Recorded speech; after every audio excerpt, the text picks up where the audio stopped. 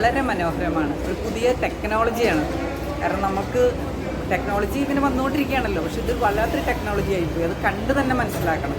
നല്ല ഒന്നാന്തരം നമ്മൾ ആദ്യം മതിൽ കെട്ടാൻ ഉപയോഗിച്ചുകൊണ്ടിരുന്ന ഹോളോ ബ്രിക്സ് എന്ന പേരുള്ള ഒരു കട്ട, ആ കട്ടയാണിപ്പോൾ നമ്മളുടെ നല്ല സുന്ദരമായ സ്റ്റീൽ കൊണ്ട് നിർമ്മിച്ച ആലുവ നഗരസഭയുടെ പ്രൈവറ്റ് ബസ് സ്റ്റാൻഡ്. ആലുവ നഗരസഭയുടെ അധീനതയിലുള്ള പ്രൈവറ്റ് ബസ് സ്റ്റാൻഡ് വളരെ വർഷങ്ങളായിട്ട് ഇവിടെ പണി കഴിപ്പിച്ചിട്ടുള്ളതാണ്. അതിൻ്റെ ഇന്നത്തെ അവസ്ഥ, അതായത് മെട്രോ നഗരം, കൊച്ചിയുടെ മെട്രോ നഗരത്തിൻ്റെ കവാടമായ മെട്രോ സ്റ്റേഷന് തൊട്ട് ചേർന്ന് നിൽക്കുന്ന ദിനം പ്രതി ആയിരക്കണക്കിന് ആളുകൾ, സ്ത്രീകളും കുട്ടികളും വയോധികരും അടക്കം വന്നു പോകുന്ന ആലുവ ബസ് സ്റ്റാൻഡിൻ്റെ ഒന്നിരിക്കണമെങ്കിൽ 400 ചില്ലാൻ ബസ് ഉണ്ടായിരുന്ന അതാണ് നേരത്തെയൊക്കെ. ഇപ്പോൾ അത് ചുരുങ്ങി മെട്രോയൊക്കെ വന്നതോടുകൂടി 200 ചില്ലാനായിട്ടുണ്ട്. അപ്പോൾ ബസ്സിൻ്റെ സമയത്തിന് വ്യത്യാസമുണ്ട്. കാരണം കുറച്ച് സമയം വെയിറ്റ് ചെയ്യേണ്ടി വരും പോകുന്നുണ്ടെങ്കിൽ. അപ്പോൾ ഈ വരുന്ന ജനങ്ങൾ, കുട്ടികളെയും കൊണ്ട് വരുന്ന സ്ത്രീകളായാലും വയോജനങ്ങളായാലും ഒന്ന് ഇരിക്കണമെങ്കിൽ, ഒരു അല്പം നേരം ഒന്ന് ഇരുന്ന് വിശ്രമിച്ചിട്ട് ഒന്ന് പോകണമെന്നുണ്ടെങ്കിൽ ഇരിക്കാനായിട്ട് ഇവിടുത്തെ ഇരിപ്പിടങ്ങളുടെ സ്ഥിതി ഒന്ന് കാണേണ്ട കാഴ്ച തന്നെയാണ്. വളരെ മനോഹരമാണ്. ഒരു പുതിയ ടെക്നോളജിയാണ്. കാരണം നമുക്ക് ടെക്നോളജി ഇങ്ങനെ വന്നുകൊണ്ടിരിക്കുകയാണല്ലോ, പക്ഷെ ഇത് വല്ലാത്തൊരു ടെക്നോളജി ആയിപ്പോയി. അത് കണ്ട് തന്നെ മനസ്സിലാക്കണം. നല്ല ഒന്നാന്തരം നമ്മൾ ആദ്യം മതിൽ കെട്ടാൻ ഉപയോഗിച്ചുകൊണ്ടിരുന്ന ഹോളോ ബ്രിക്സ് എന്ന പേരുള്ള ഒരു കട്ട, ആ കട്ടയാണിപ്പോൾ നമ്മളുടെ നല്ല സുന്ദരമായ സ്റ്റീൽ കൊണ്ട് നിർമ്മിച്ച ഇരിപ്പിടമുണ്ടാക്കിയ സീറ്റിന് ബലം കിട്ടാൻ വേണ്ടിയിട്ട് കാലായിട്ട് കൊടുത്തിരിക്കുന്നത് ഈ ഇഷ്ടികയാണ്. അത്രയ്ക്കും പുതിയ ടെക്നോളജി ആലുവ നഗരസഭയുടെ അധീനതയിലുള്ള പ്രൈവറ്റ് ബസ് സ്റ്റാൻഡിൽ ഇപ്പോൾ ഉണ്ട്. അതൊന്നും എല്ലാവരും കാണും. നിങ്ങൾക്ക് പല സ്ഥലത്തൊന്നും പ്രയോജിക്കും. അങ്ങനെ പണമില്ലല്ലോ, എങ്ങനെ പണം ഉണ്ടാകും? പണം ഉണ്ടാകണമെങ്കിൽ വികസനം ഉണ്ടാകണമെന്ന് ആഗ്രഹിക്കുന്നവർ ഭരണത്തിലുണ്ടാകണം. ഒരു കുടുംബനാഥൻ എങ്ങനെയാണ് കുടുംബം കൊണ്ടുപോകുന്നത്, അത് നല്ല രീതിയിൽ കൊണ്ടുപോകണമെന്ന് ചിന്തിച്ചല്ലേ കുടുംബനാഥൻ ചെയ്യുന്നത്. അതേപോലെ തന്നെ ഒരു നഗരപിതാവ് ഭരിക്കുന്നവരും ചെയ്യേണ്ടത് അങ്ങനെയാണ്. എങ്ങനെ വരുമാനം ഉണ്ടാക്കാം? ഉള്ള ബിൽഡിങ് നന്നാക്കിയിട്ട് ആ വാടക കിട്ടുന്നത് നന്നാക്കി എല്ലാ തരത്തിലുള്ള വരുമാനം കൂട്ടിയാൽ മാത്രമാണ് നമുക്ക് നഗരസഭയുടെ വികസനം സാധ്യമാകും. അതിനു പകരം വികസനം എന്നത് ഭരിക്കുന്നവരുടെ വികസനം മാത്രമായി മാറിക്കൊണ്ടിരിക്കുന്ന ഒരു കാഴ്ചയാണ് നമ്മൾ ആലുവ നഗരസഭയിൽ കാണുന്നത്. ഇതിനൊരു മാറ്റം വന്നേ മതിയാകും. ജനങ്ങൾ ചിന്തിക്കണം, എന്തുകൊണ്ട് വികസനമില്ല? ഈ കേരളത്തിലെ ഏറ്റവും ചെറിയ മുനിസിപ്പാലിറ്റിയിൽ ഈ എയർപോർട്ടിനടുത്തും റെയിൽവേ സ്റ്റേഷനും പുഴയും എല്ലാം ഉള്ള ഈ ഒരു ഇത്രയും നല്ലൊരു ഏരിയയിൽ നല്ല രീതിയിൽ വികസനം കൊണ്ടുവരാൻ സാധിക്കുന്ന, വരുമാനം കൊണ്ടുവരാൻ സാധിക്കുന്ന ഒരു നഗരസഭയ്ക്ക് വരുമാനം വരാത്തതിന് കാരണം ഭരണത്തിലിരിക്കുന്നവരുടെ കെടുകാര്യസ്ഥത മാത്രമാണെന്ന് എടുത്തു പറയേണ്ടിയിരിക്കുന്നു. തീർച്ചയായിട്ടും ഒരു മാറ്റം വരണമെങ്കിൽ മാറി ചിന്തിച്ച് സാധിക്കും. ഇവിടുത്തെ ഓരോ പ്രതിഷേധങ്ങളിലും ജനങ്ങളുടെ പങ്കാളിത്തം ഞങ്ങൾ തീർച്ചയായിട്ടും അഭ്യർത്ഥിക്കുകയാണ്. നല്ലൊരു ഭരണം കാഴ്ചവെച്ച് വികസനം കൊണ്ടുവരണമെങ്കിൽ ആലുവ നഗരസഭയുടെ ഭരണമാറ്റം ആവശ്യമാണ്.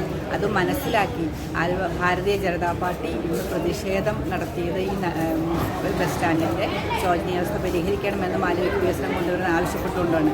അതിനുമായിട്ട് എല്ലാ ജനങ്ങളുടെ ഭാഗത്തു നിന്നുള്ള സഹായവും ഞങ്ങൾ അഭ്യർത്ഥിക്കുകയാണ്. ബഹുമാനപ്പെട്ട ജനങ്ങൾക്കും എൻ്റെ നമസ്കാരം. ഈ ആലുവ നഗരസഭയിലെ ഒരു പ്രമുഖ കേന്ദ്രമാണ്. 4.5 ഏക്കറിനടുത്ത് സ്ഥലത്ത് സ്ഥിതി ചെയ്യുന്ന ഒരു പ്രധാനപ്പെട്ട ഒരു കേന്ദ്രമാണ് ആലുവ നഗരത്തിലെ Rajiv Gandhi private bus stand എന്ന് പറയുന്നത്.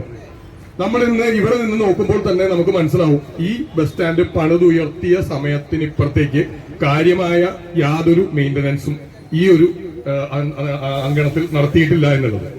ഇവിടെ കഴിഞ്ഞ ദിവസങ്ങളിലെല്ലാം വാർത്തകളിൽ വന്നതും ഇന്നിപ്പോൾ നമ്മളുടെ മുമ്പിൽ നേർക്കാഴ്ചയായിട്ട് നിൽക്കുന്നതുമായിട്ടുള്ള ഒരു കാര്യമാണ്, ഇവിടെ ഇരിക്കാനുള്ള ഇരിപ്പിടം പോലും ഇവിടെ ഇല്ല എന്നുള്ളത്.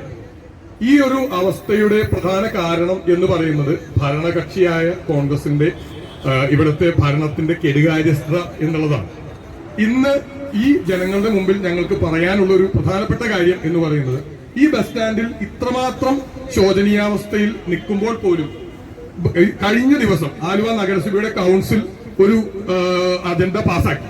എന്താണെന്ന് വെച്ച് കഴിഞ്ഞാൽ, നമ്മളുടെ ഈ ബസ് സ്റ്റാൻഡിന്റെ മുന്നിലുള്ള ഈ കാണുന്ന മീഡിയൻ അത് മാറ്റി അവിടെ വീതി കൂട്ടിയ ഒരു മീഡിയൻ പണിത് അവിടെ എന്തോ കറങ്ങുന്ന ഒരു പ്രതിമ സ്ഥാപിക്കണം എന്നുള്ളതാണ് ഇതിന് ലക്ഷങ്ങൾ ചെലവിട്ട് ചെയ്യാൻ പോകുന്ന ഈ ഒരു പദ്ധതി എന്ന് പറയുന്നത്, അതായത് യൂട്ടോപ്യൻ പദ്ധതി എന്ന് പറയുന്നത് ഇവിടെയുള്ള ഈ ശോചനീയാവസ്ഥ പോലും ഒന്ന് മനസ്സിലാക്കാതെ അല്ലെങ്കിൽ അത് പരിഹരിക്കാൻ തയ്യാറാവാതെയാണ് എന്നുള്ളതാണ് ഇന്നത്തെ ഈ പ്രതിഷേധത്തിന്റെ ഏറ്റവും പ്രധാനപ്പെട്ട കാരണം.